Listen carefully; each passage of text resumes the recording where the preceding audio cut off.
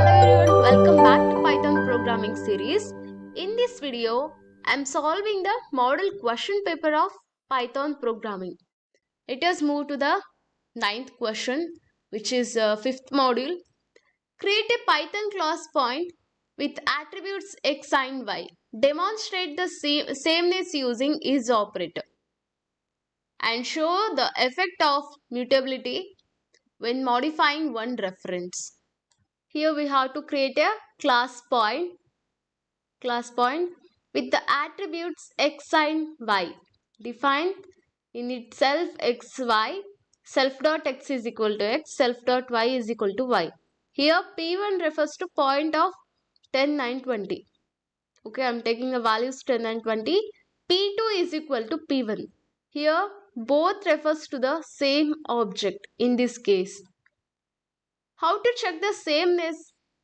By using is operator. I have explained, right? Print P1 is P2. Because I have taken P2 is equal to P1. That's why it is true. Because P1 I have given point 10 and 20.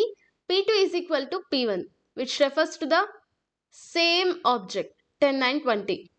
That's why P1 is P2, which is true. Show effect of mutability. Here P1 dot x is equal to 50.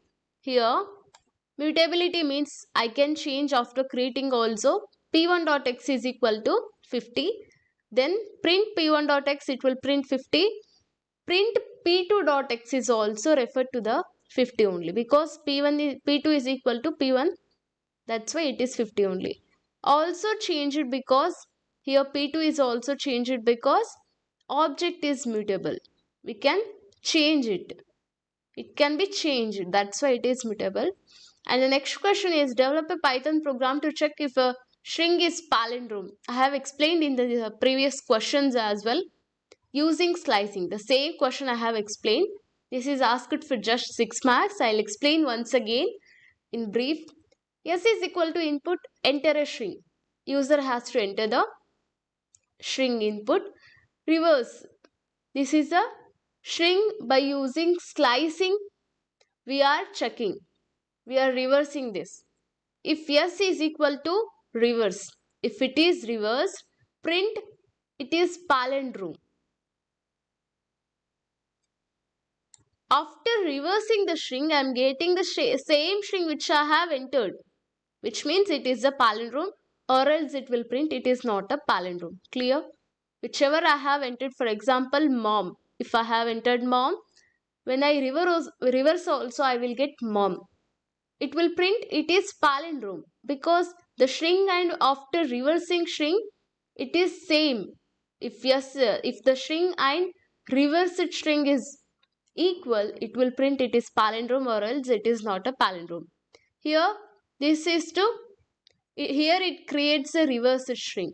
Here it will create a reversed string -1, which means it will go from the last element. Clear? If original and reversed string are same, here in this case it will print it is palindrome. And the next question is, what is operator overloading? Illustrate with an example using add function. The operator overloading allows the operators like addition, subtraction, multiplication to work with the user-defined objects.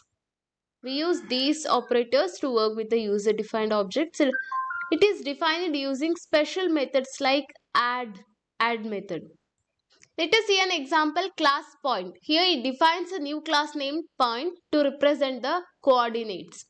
Define in itself x and y. It defines the and initialize a new instance with x and y by attributes. Self.x is equal to x. Here it assigns the passed x value to the instances x attribute. Again self.y is equal to y. It assigns the passed y value to the instances y attribute. Define add, self and other. Here it defines a method to add 2 point objects together. Here return point self.x plus other.x, self.y plus other.y. Here it will create and return a new point object with the sum of x and y attributes of the two objects being added. After that, p1 is equal to point of 2 comma 3. Here it creates an instance of the point. The class name is p1 with the coordinates 2 and 3. Again the p2 also same with the coordinates 4 and 5. p3 it will add p2 and p1. Here it will return print p3.x and p3.y. p3.x where I will get 6 and p3.y I will get 8. Understood? And the next question is, develop a program to illustrate polymorphism by defining a common interface method in two different classes. We have to define polymorphism in starting. Polymorphism allows the same method name to behave differently for the different classes. Let us see here, define sound. Again I have define sound. This is the same method name I have for the different classes, class dog and class cat. I have two classes but the same method. For the dog it is different, for the cat it is different sound. In the dog case it will print dog says woof. In the cat case it will say cat says meow. Let us understand using the same method name for the different objects, that is d is equal to dog method, c is equal to cat method. D dot sound means it will give dog says woof, and the c dot sound means cat says meow. Here this shows polymorphism, which means the sound method works differently for dog and cat. The sound is same, but the method I'm using, cat sound is different, the dog sound is also different. That's why the sound method works differently for dog and cat. I think you understood. Let us move to the next question. Outline the differences between pure functions and modifiers. Develop a program code to illustrate both using a class bank account. Pure functions and modifiers, we have to illustrate the difference. Here pure function means effect on object. It doesn't change the object. In pure functions, object cannot be changed. Here modifier means the object is changed. After that, it always returns the same output for the same input. Based on the given input, it will return the same output.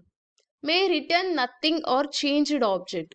It will return nothing sometimes, and sometimes the changed objects are returned in the modifiers, because modifier itself says that it is modified. It will return nothing or changed object it will return. Pure functions, there is no side effects in the pure functions because it will return same as it is. Here it has the side effects because it is changed. The pure function means calculating the interest without updating value. For example, in the taken example, calculating the interest without updating the balance, here in the modifier depositing money that updates balance. Let us see the example. Here class bank account, it defines a class named bank account. After that, define a self find balance. Here it defines initializer method for the class, taking the self and balance as parameters. Self dot balance is equal to balance. Here assigning the initial balance value to the instance variable named balance. Define calculate interest self rate. Here I used the pure function. It defines a method calculate interest, and that takes the self and self interest rate as parameter. Self and rate as a parameter. Return self dot balance into rate divided by 100. Here it calculates and returns the interest amount based on the current balance rate. After that, define deposit self amount. Here I have used the modifier. It defines a method deposit that takes self and amount as a parameter. I have used modify here. Modifier self dot balance plus is equal to amount. It adds the deposit amount to the current balance of the account instance.